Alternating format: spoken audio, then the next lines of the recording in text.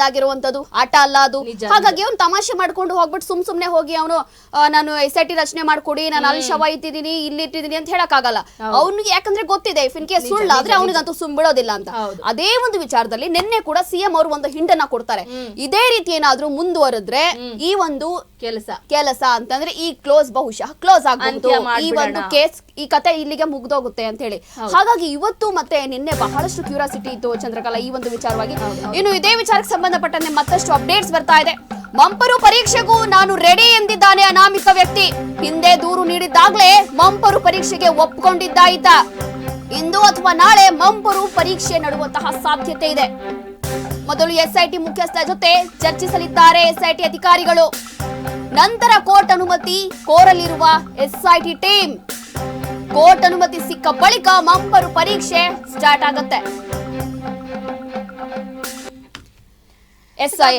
ಏನಂತೀರಾ, ಏನನ್ಸುತ್ತೆ ಚಂದ್ರಕಲಾ? ಯಾಕೆಂತಂದ್ರೆ ಮಂಪರು ಪರೀಕ್ಷೆ ಅಂತಂದ್ರೆ ಅದು ನಿಜ. ಈಗ ಗಂಭೀರ ಆರೋಪ ಬಂದಾಗ ನ್ಯಾಯಾಧೀಶರು ಕೂಡ ಮಂಪರು ಪರೀಕ್ಷೆಗೆ ಒಳಪಡಬೇಕಾದಂತಹ ಪ್ರಕರಣಗಳನ್ನ ನಾವೆಷ್ಟೋ ನೋಡ್ಬಿಟ್ಟಿದೀವಿ ಅಲ್ವಾ. ಅದರಲ್ಲಿ ಈಗ ಅನಾಮಿಕಾ ಈ ರೀತಿ SIT ಅಧಿಕಾರಿಗಳಿಗೂ ಕೂಡ ಕೆಲಸವನ್ನ ತಂದೊಡ್ದ, ಅದಾದ ನಂತರ ಸರ್ಕಾರಕ್ಕೆ ಒಂದಷ್ಟು ಹೊರೆ ಕೂಡ ಹಾಕ್ದ. ಅಷ್ಟೇ ಅಲ್ಲದೆ ಧರ್ಮದ ನಡುವೆ ಕಿಚ್ಚನ್ನ ಹಚ್ಚೋದಕ್ಕೂ ಕೂಡ ಈ ಅನಾಮಿಕ ಕಾರಣ ಆದ ಅಂತ ಕೂಡ ಹೇಳಿದ್ರು ತಪ್ಪಾಗ್ಲಿಕ್ಕಿಲ್ಲ. ಸೊ ಹಾಗಾಗಿ ಮಂಪರು ಪರೀಕ್ಷೆಯನ್ನ ಮಾಡೋದಕ್ಕೆ ಈಗಾಗಲೇ ಅಧಿಕಾರಿಗಳಾಗಿರ್ಬೋದು ಅಥವಾ ಇತರ ಸರ್ಕಾರ ಆಗಿರ್ಬೋದು ಎಲ್ಲರೂ ಕೂಡ ಮುಂದಾಗ್ತಾ ಇರುವಂತದ್ದು. ಮೊದಲು SIT ಮುಖ್ಯಸ್ಥರ ಜೊತೆ ಚರ್ಚೆ ಮಾಡ್ತಾರೆ.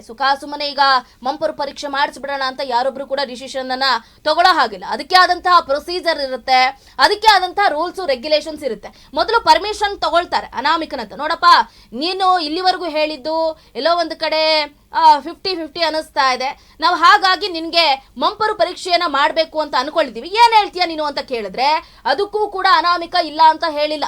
ಓಕೆ ಸರ್ ಮಾಡಿ, ನೋ ಪ್ರಾಬ್ಲಮ್, ನಾನು ಅನಾಮಿಕ ಆದ್ರೂ ಕೂಡ ನಾನು ಹೇಳಿರೋದು ಸತ್ಯನೇ ಇದೆ, ಅದರಲ್ಲಿ ಯಾವುದೇ ರೀತಿಯಾದಂತಹ ಸುಳ್ಳಿಲ್ಲ. ನೀವು ಮರುಪರೀಕ್ಷೆ ಮಾಡ್ತೀರಾ ಮಾಡಿ, ಯಾವುದೇ ಆಕ್ಷನ್ ಬೇಕಾದ್ರೂ ತಗೊಳ್ಳಿ, ನಾನು ಎಲ್ಲದಕ್ಕೂ ಕೂಡ ರೆಡಿ ಇದ್ದೀನಿ. ಬಟ್ ನಾನು ಇಲ್ಲಿ ಆಗಿರುವಂತಹ ಘಟನೆಗೆ ನ್ಯಾಯವನ್ನ ಕೊಡಗಿಸೋದಕ್ಕೆ ಬಂದಿದ್ದೀನಿ ಅಷ್ಟೇ ಅಂತ ಈಗಾಗಲೇ ಅನಾಮಿಕ ಕೂಡ ಎಲ್ಲದಕ್ಕೂ ಎದೆ ಸೆಟದು ನಿಂತಿರುವಂತದ್ದು. ಒಂದು ಕಡೆ ಇದೆಲ್ಲವನ್ನ ಗಮನಿಸ್ತಾ ಇದ್ರೆ ಅನಾಮಿಕ ಯಾವುದಕ್ಕೂ ಕೂಡ ಹಿಂದೇಟನ್ನ ಹಾಕ್ತಾ ಇಲ್ಲ.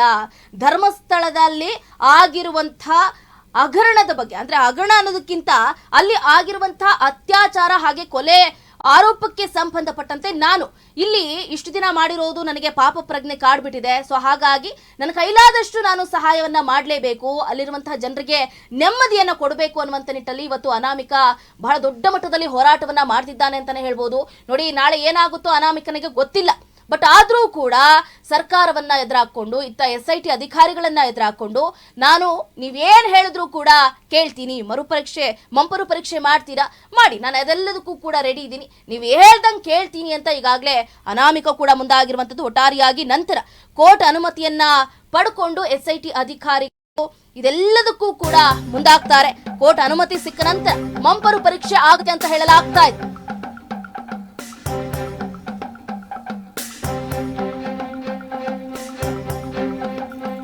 ಮಂಪರು ಪರೀಕ್ಷೆ ಪ್ರಕ್ರಿಯೆ ಏನಾಗುತ್ತೆ ಹಾಗಾದ್ರೆ? ದೂರುದಾರ ಹೇಳ್ತಿರೋದೆಲ್ಲ ಸತ್ಯನಾ ಸುಳ್ಳ? ಬುರುಡೆ ರಹಸ್ಯಕ್ಕೆ ಅಂತ್ಯ ಯಾವಾಗ? ಸತ್ಯ ಸುಳ್ಳು ತಿಳಿಯೋದಕ್ಕೆ ನಡೆಸುವ ಮಂಪರು ಪರೀಕ್ಷೆ ಇದಾಗಿರುತ್ತೆ. ಮೊದಲು ಮಂಪರು ಪರೀಕ್ಷೆಗೆ ಒಳಪಡುವ ಅನುಮತಿ ಕಡ್ಡಾಯ ಆಗಿರುತ್ತೆ. ಎಲ್ಲ ವರದಿಯನ್ನ ಕೋರ್ಟ್ಗೆ ಸಲ್ಲಿಸಬೇಕಾಗುತ್ತೆ. ಸರ್ಕಾರಕ್ಕೂ ಕೂಡ ಮಧ್ಯಂತರ ವರದಿಯನ್ನ ಸಲ್ಲಿಕೆ ಮಾಡುವಂತಹ ಸಾಧ್ಯತೆ ಹೆಚ್ಚಿರುತ್ತೆ. ಕಳೆ ಬರ ಸಿಗದ ಹಾಗೆ ಸಿಕ್ಕಿದ ಎಲ್ಲ ವಸ್ತುಗಳನ್ನ ಅಧಿಕಾರಿಗಳು ಮುಂದೆ ಇಡ್ತಾರೆ. ಧರ್ಮಸ್ಥಳದಲ್ಲಿ ಶೋಧ. ರೆಬಲ್ ಟಿವಿಯಲ್ಲಿ ಎಕ್ಸ್ಕ್ಲೂಸಿವ್ ಮಾಹಿತಿಯನ್ನ ನಾವು ನಿಮ್ಗೆ ನೀಡ್ತಾ ಇದ್ದೀವಿ. ಪ್ರಕರಣದ ಶೋಧ ಕಾರ್ಯ ವರದಿಯನ್ನ ರೆಡಿ ಮಾಡ್ಕೊಂಡ್ಬಿಟ್ಟಿದ್ದಾರೆ ಸ್ಪೆಷಲ್ ಇನ್ವೆಸ್ಟಿಗೇಷನ್ ಟೀಮ್. ಇಷ್ಟು ದಿನ ಆಗಿದ ಎಲ್ಲಾ ಸ್ಥಳಗಳ ವರದಿಯನ್ನು ಕೂಡ ರೆಡಿ ಮಾಡ್ಕೊಂಡ್ಬಿಟ್ಟಿದ್ದಾರೆ. ಶೀಘ್ರವೇ ಶೋಧ ಕಾರ್ಯದ ರಿಪೋರ್ಟ್ ಕೂಡ ಕೋರ್ಟ್ಗೆ ಸಲ್ಲಿಕೆ ಮಾಡ್ತಾರೆ.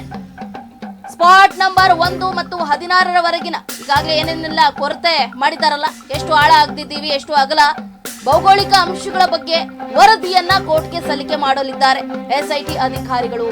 ಈಗಾಗಲೇ ಹೇಳ್ದ ಹಾಗೆ ಎಷ್ಟೇ ಗುಂಡಿ ತೋಡಿದ್ರೂ ಕೂಡ ಸಿಗ್ತಾ ಇಲ್ಲ ಅಸ್ಥಿ ಅಂದ ಮೇಲೆ ಇದೇ ಲಾಸ್ಟ್ ಆಪ್ಷನ್. ಧರ್ಮಸ್ಥಳ ಗುಂಡಿ ಅಗೆಯುವ ಕೆಲಸ ಅತಿ ಶೀಘ್ರದಲ್ಲೇ ಅಂತ್ಯ ಆಗುತ್ತಾ ಅನ್ನುವಂತಹ ಪ್ರಶ್ನೆ ಕೂಡ ಮೂಡ್ತಾ ಇದೆ. ಎಸ್ಐಟಿ ವರದಿ ನೋಡಿ ಶೋಧ ಸ್ಥಗಿತ ಮಾಡೋದಕ್ಕೂ ಕೂಡ ಈಗಾಗಲೇ ಚಿಂತನೆಯನ್ನ ನಡೆಸ್ತಾ ಇದ್ದಾರೆ ಅನ್ನುವಂತಹ ಮಾಹಿತಿ ಕೂಡ ಲಭ್ಯ ಆಗ್ತಾ ಇರುವಂತದ್ದು. ಯಾಕಂತಂದ್ರೆ CLP ಸಭೆಯಲ್ಲಿ ಶಾಸಕರಿಗೂ ಕೂಡ ಸಿಎಂ ಸಿದ್ದರಾಮಯ್ಯನವರು ಇದರ ಬಗ್ಗೆ ಸುಳಿವನ್ನ ಕೊಟ್ಟಿದ್ದಾರಂತೆ. 20 ರಿಂದ 25 ಶಾಸಕರು ಆ ಸ್ಪಾಟ್ಗೆ ಹೋಗ್ ಬನ್ನಿ, ನೀವು ಕೂಡ ಅಲ್ಲಿ ಏನಾಗಿದೆ ಏನು ಅನ್ನೋದನ್ನ ತಿಳ್ಕೊಂಡು ಬನ್ನಿ ಅಂತ SLP ಸಭೆಯಲ್ಲೂ ಕೂಡ ಈಗಾಗಲೇ CLP ಸಭೆಯಲ್ಲೂ ಕೂಡ ಈಗಾಗಲೇ ಸಿಎಂ ಸಿದ್ದರಾಮಯ್ಯನವರು ಈ ವರದಿಯ ಬಗ್ಗೆ ಇಂಚಿಂಚು ಮಾಹಿತಿಯನ್ನು ಕೂಡ ಕೊಟ್ಟಿದ್ದಾರೆ ಅನ್ನುವಂತಹ ಮಾಹಿತಿ ಲಭ್ಯ ಆಗ್ತಾ ಇರುವಂತದ್ದು. ಯಾಕಂತಂದ್ರೆ ಈಗಾಗಲೇ ಹೇಳ್ದಾಗೆ ಸಾಕಷ್ಟು ಮಾಹಿತಿಯನ್ನ ಈಗಾಗಲೇ ಅಧಿಕಾರಿಗಳು ಕಲೆ ಹಾಕ್ಬಿಟ್ಟಿದ್ದಾರೆ.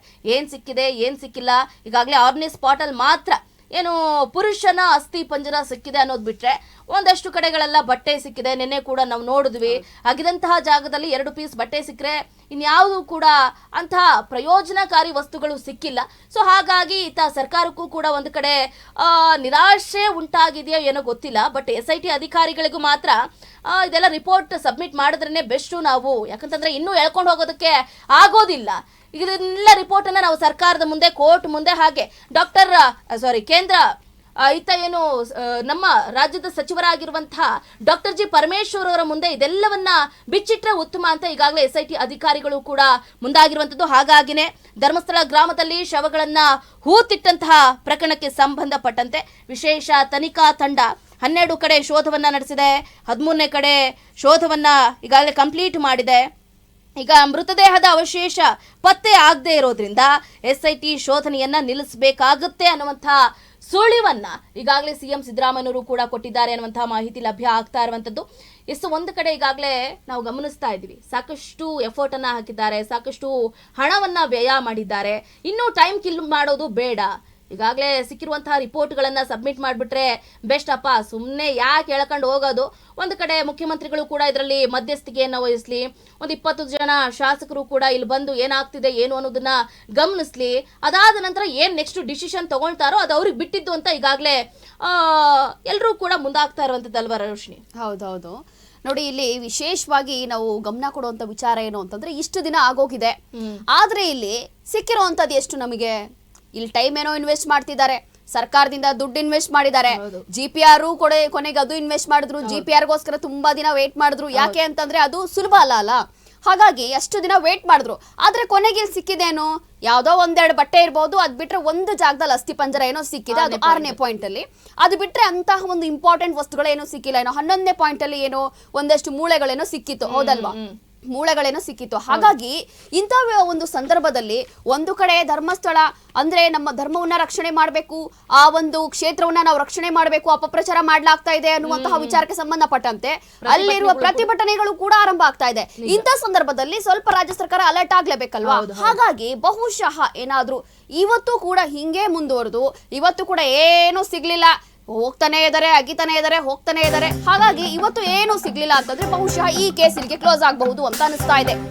ಇನ್ನು ಧರ್ಮಸ್ಥಳ ಪ್ರಕರಣಕ್ಕೆ ಹಿಂದೆ ತೆರೆ ಬೀಳುವಂತಹ ಸಾಧ್ಯತೆ ಇದೆ. ಪ್ರಕರಣದ ಎಲ್ಲಾ ಬೆಳವಣಿಗೆಗಳು ಸರ್ಕಾರದ ಗಮನಕ್ಕೆ ತರಬೇಕಾಗತ್ತೆ. ಖುದ್ದು ಗೃಹ ಸಚಿವರನ್ನ ಭೇಟಿಯಾಗಿದ್ದಾರೆ SIT ಮುಖ್ಯಸ್ಥ ಪ್ರಣಬ್ ಮೊಹಂತಿ. ಪರಮೇಶ್ವರವನ್ನ ಭೇಟಿ ಮಾಡಿದ್ದಾರೆ ಪ್ರಣಬ್ ಮೊಹಂತಿ ಅವರು. ವಿಧಾನಸೌಧದಲ್ಲಿ ಪರಮೇಶ್ವರ್ ಅವರಿಗೆ ಭೇಟಿಯಾಗಿ ವಿವರಣೆಯನ್ನ ಕೊಟ್ಟಿದ್ದಾರೆ. ತನಿಖೆ ಬಗ್ಗೆ ಗೃಹ ಸಚಿವರಿಗೆ ಮಾಹಿತಿಯನ್ನ ನೀಡಿದ್ದಾರೆ ಮೊಹಾಂತಿ ಅವರು. ಈಗಾಗಲೇ ಹೇಳ್ದಾಗೆ ಒಂದು ಕಡೆ ಸಿಎಂ ಸಿದ್ದರಾಮಯ್ಯನವರು, ಮತ್ತೊಂದು ಕಡೆ SIT ಮುಖ್ಯಸ್ಥರಾಗಿರುವಂತಹ ಪ್ರಣಬ್ ಮೊಹಾಂತಿ ಅವರು ಕೂಡ ಈಗಾಗಲೇ ಡಾಕ್ಟರ್ ಜಿ ಪರಮೇಶ್ವರ್ ಅವರನ್ನ ಭೇಟಿ ಆಗೋಗ್ಬಿಟ್ಟಿದ್ದಾರೆ. ಸೊ ಇಷ್ಟು ದಿನ ಏನು ಕಾರ್ಯಾಚರಣೆ ನಡೆಸಿದಾರಲ್ಲ ಅದೆಲ್ಲದರ ಬಗ್ಗೆ ಅಪ್ಡೇಟನ್ನು ಕೂಡ ಕೊಟ್ಟಿದ್ದಾರೆ. ಸರ್, ಇಷ್ಟು ನಾವು ಮಾಡಿದ್ದೀವಿ, ನಮ್ಮ ಕೆಲಸವನ್ನ ನಾವು ಕಂಪ್ಲೀಟ್ ಆಗಿ ಅಚ್ಚುಕಟ್ಟಾಗಿ ಮಾಡಿದ್ದೀವಿ ಸರ್, ಬಟ್ ಅಲ್ಲಿ ಏನೂ ಸಿಗಲಿಲ್ಲ. ಯಾಕಂತಂದ್ರೆ ನಾವು ನೋಡಿದ್ದೀರಾ ನೀವೇನೆ, ಪಿನ್ ಟು ಪಿನ್ ಮಾಹಿತಿಯನ್ನ ಪಡ್ಕೊಳ್ಳುವಂತಹ ಪ್ರಯತ್ನವನ್ನ ಮಾಡಿದ್ವಿ. ಬಟ್ ಅಲ್ಲಿ ಏನು ಸಿಕ್ಕಿದ್ದು ಇಷ್ಟೇ ಸರ್, ಒಂದು 6ನೇ ಸ್ಪಾಟ್ ಅಲ್ಲಿ ಒಂದು ಕಳೆ ಬರಹ ಸಿಕ್ತು. ಅದಾದ ನಂತರ ನಿನ್ನೆ 1-2 ತುಂಡು ಬಟ್ಟೆ ಸಿಕ್ತು, ಬಿಟ್ರೆ ಇನ್ನೇನು ಸಿಗ್ಲಿಲ್ಲ ಸರ್. ಇದನ್ನ ಕಂಟಿನ್ಯೂ ಮಾಡ್ಬೇಕೋ ಬೇಡವಾ ಅನ್ನೋದು ನೀವೇ ನೋಡ್ಬಿಡಿ ಅಂತ ಒಂದು ಕಡೆ ಪ್ರಣಬ್ ಮೊಹಾಂತಿ ಅವರು ಕೂಡ ಈಗಾಗಲೇ ಡಾಕ್ಟರ್ ಜಿ ಪರಮೇಶ್ವರ್ ಅವರಿಗೆ ಒಂದು ಸಲಹೆಯನ್ನು ಕೂಡ ಕೊಟ್ಬಿಟ್ಟಿದ್ದಾರೆ. ಓಕೆ, ಒಂದು ಕಡೆ ಅನಾಮಿಕನಿಗೆ ಮಂಪರು ಪರೀಕ್ಷೆ ಮಾಡಿಸೋಣ, ಅದಾದ ನಂತರ ಬೇಕಾದ್ರೆ ನೆಕ್ಸ್ಟ್ ಡಿಸಿಷನ್ ತಗೊಳ್ಳೋಣ. ಯಾಕಂತಂದ್ರೆ ಒಂದು ಕಡೆ ನೋಡಿ, ಇಲ್ಲಿ ಮಳೆ ಬೇರೆ ಕಂಟಿನ್ಯೂಸ್ ಆಗಿ ಸುರಿತಾ ಇದೆ, ಮತ್ತೊಂದು ಕಡೆ ಕೊರತೆದ ನೀರು ಕೂಡ ಬರ್ತಾ ಇದೆ.